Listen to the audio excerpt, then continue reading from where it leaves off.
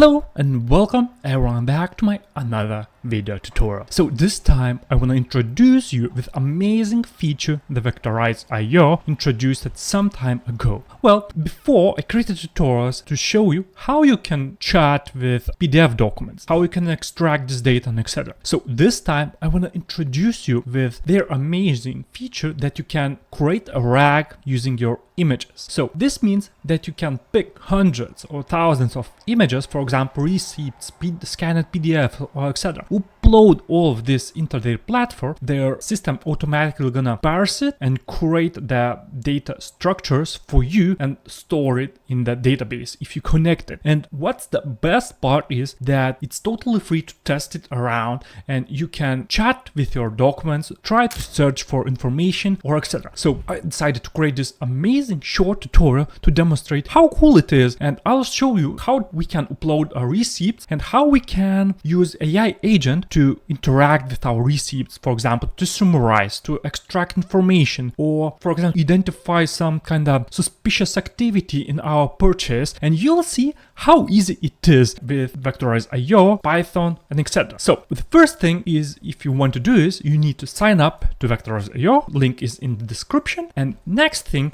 is that you need to create your RAG pipeline. Right now, to save our time, I already created it, but if you don't know how to do this, you can check my previous videos where I also demonstrated how simple it is to create this system. So this example will be on these kind of receipts text detection dataset. It's a very small dataset. I think it has 20 images, but simply here there are a few examples of them. There's a receipts that we upload to the system and they parse it and they extract all the information from these receipts, as what you bought, where you bought, when you bought, how much you spent and etc. And it structurizes it and we can store this information into our database. We can download this as JSON, text, whatever, doesn't matter, and we don't need to use any complex data parsing algorithms with our data, and we can keep uploading our data as much as we want and it will expand the RAG knowledge. And for example, what we do, we created our source here where I uploaded our images. I chose to use a Vectorize iris extractor. That's a special extractor for images, and I then uses iris metadata. This means that we are using some structured scheme. I use the predefined receipt scheme, but as you can see they have invoice, resume, government ID, medical claim and etc. many schemes. And if you don't find your scheme you want, you can create your own, doesn't matter, create new scheme and use. And this means that they extract information from your document and tries to put extracted data into a structured format which you can use later. So I use built-in vectorizer that uses OpenAI v3 small embedding model, and then we use a vector database. And that's it. If we would like to store this in database, we can connect SQL Alchemy or any other dataset. There's a lot of them. For example, if I put this on, there is, for example, we can store this in S3 integration. As you might see, there is a lot of where to store our data and how to upload this. Right now, we can upload this, for example, from developer tools, file upload. Well, there's a lot of sources, Gmail, a lot of how to get back to my pipeline. And if I click edit, here it is. So, but I think that's enough of talking. Let's go to the example and I'll show you how to do this. You can see here is agents, agent tools. There's very interesting stuff that you must check if you're interested to create a RAG and connect this with an agents. Okay, so let's go to our RAG pipeline. If I click on this receipt, the first thing, how you can chat with it. You click RAG sandbox, for example, and you can chat with it. Here's a prompt that they use as default. You can create your own prompt. You can use any model you want. You can click GPT-5, GPT-0. They provide many models, and then you can select the retriever context. That's how many documents they retrieve according to your query. You can add metadata filter and etc.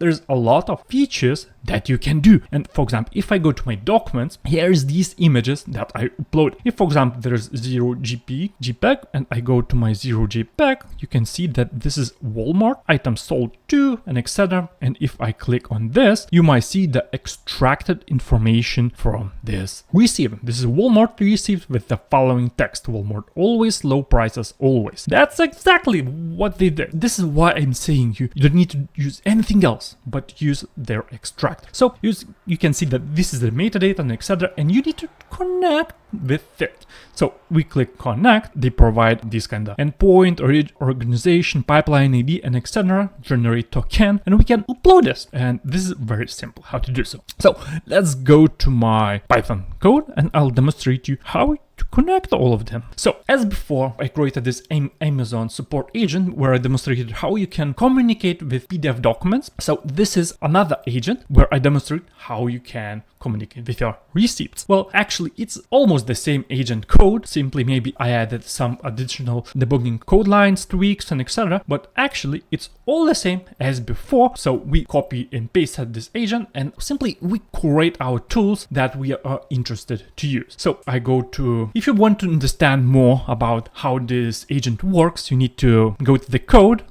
scroll it, and you'll understand it. So I already created a few additional tutorials where I get deeper into it to explain you how it works, but this time I don't want to go too technical. Simply I demonstrate how you can connect OpenAI with Vectorize IO and how to create your own tools to do what you want with your data. For example, summarize, extract information, identify suspicious activity, etc. All these features can be done with our tools. And that's it. So this is the agent. What it has is client, system prompt, that we define tools, we define what model we want to use, and that's it. And this is the reset before tool. This is a new one, and this is a special custom line that cleans up history before calling a new query. For example, unrelated query, we want to call unrelated query. So we don't need to keep the history. We clean it up and we start it fresh. So that's it. So we go to our definition where it is the main, and here we do what? We define our system prompt to our OpenAI agent.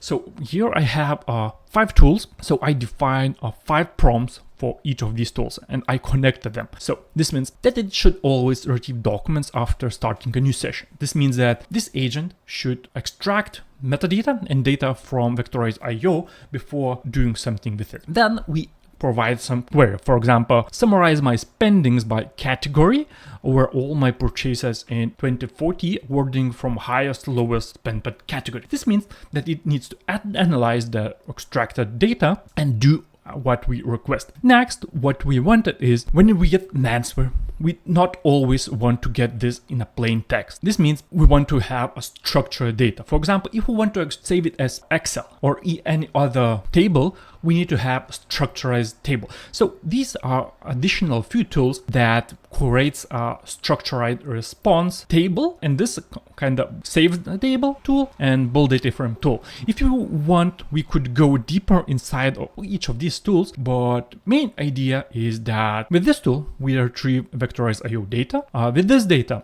tool, we do our query, we analyze, summarize, extract some kind of suspicious activity, etc. Then from our analysis, we extract and identify the structure or what data table we need. Then we put all this another tool, we build our data frame tool. It's a pandas data frame, and then we simply save data frame tool, and that's it. So how easy it is? It's very easy. So what we do is we define our Vectorize IO token, organization ID, pipeline ID, base URL we have OpenAI key and base URL and etc. We feed all this information to our tools. I will use a module of GPT 4.1 because it's a little faster than GPT 5. So cool. So let's try to run this, I think. Let's go. Okay, we need to install the requirements. Pip install means requirements, copy relative path,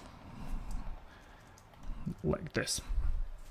Let's give it a time to install my latest requirements. It will install what it's going to install. It will install OpenAI, Python.environment, Pydantic, request, and Vectorize IO client. So that's it. It's done it. Let's go to my receipt agent and let's run it. What the hell? what the hell? It should be fine. Let's open a new. What the hell? Okay, let's add these two requirements. I thought it comes with other packages, but that's fine. We'll add it manually. Okay, let's run. Okay, here it is. My agent is waiting for our prompt. So what I do, for example, I can do like this.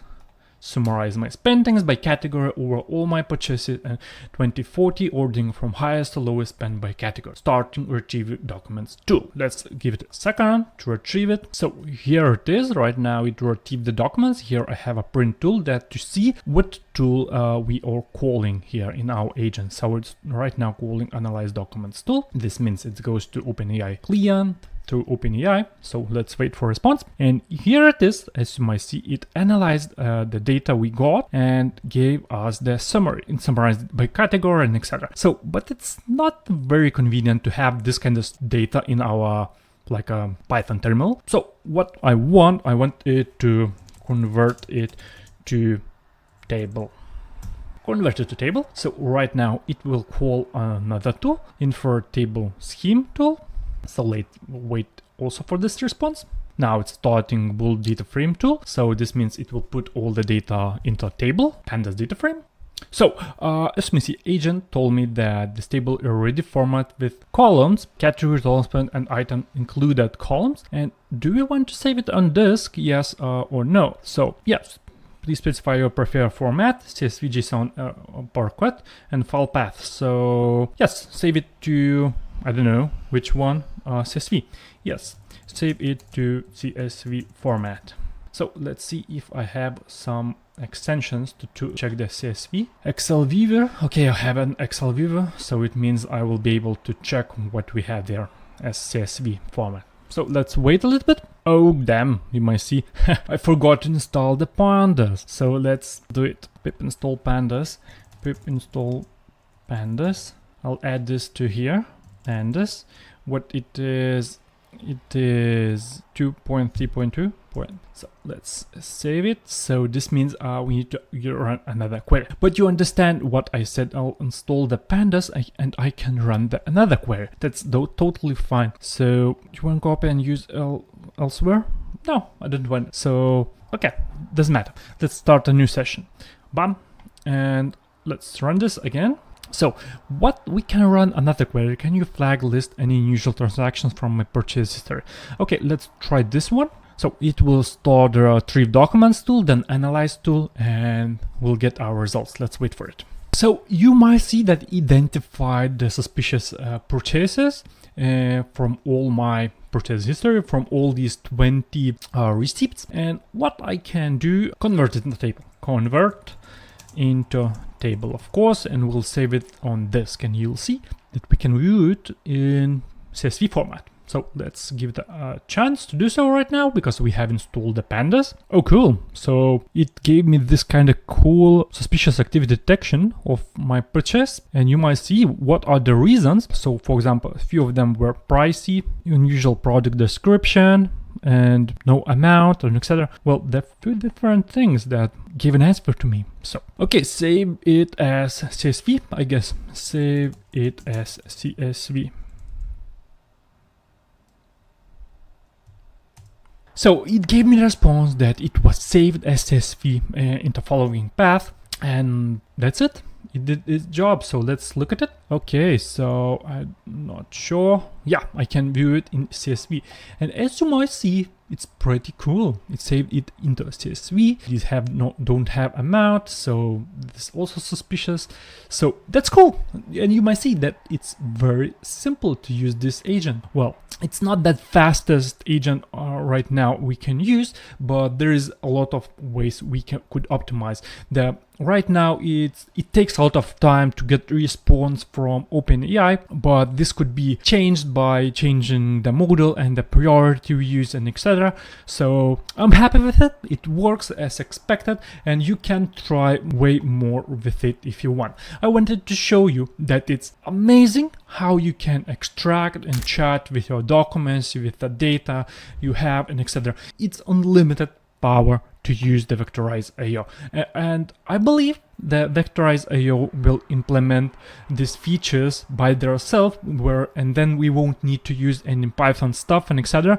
We could directly use the communication and chatting with our documents without any custom stuff. But I wanted to introduce you how to customize things for yourself, because I am Python developer, you might be Python developer, and we want to know how to develop things. So that's it about this tutorial. I hope this was useful for you. I hope you liked it, and I hope you're gonna try the vectorized IO. So I'll leave the link in the description if you want to test this out. I'll leave the link to this dataset, to GitHub my repository. I leave to everything I have, so you can play around with it. So that's it for this time, and we'll see you next time. Bye.